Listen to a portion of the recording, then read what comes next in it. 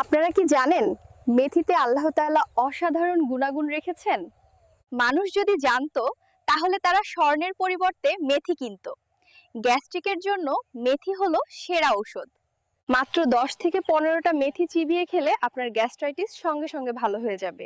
দিনে 2 থেকে 3 বার মেথি খেলে আলসারও সেরে যাবে ইনশাআল্লাহ।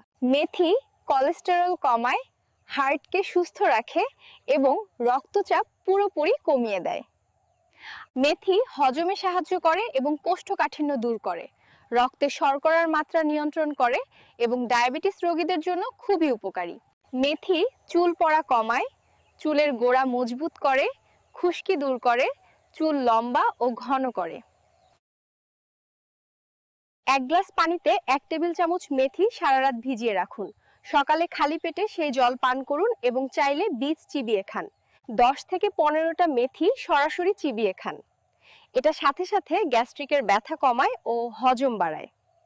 কিন্তু দিনে 1 চামচের বেশি মেথি খাওয়া উচিত নয়। গর্ভবতী মায়েদের ডাক্তারের পরামর্শ ছাড়া বেশি মেথি খাওয়া উচিত নয়। মেথি আল্লাহর দেওয়া প্রাকৃতিক চিকিৎসা। প্রতিদিন মেথি খান, সুস্থ থাকুন ইনশাআল্লাহ। আরও এমন উপকারী তথ্যের জন্য লাইক ও শেয়ার করে স্বাস্থ্য বার্তা পেজের সাথেই থাকুন। ধন্যবাদ।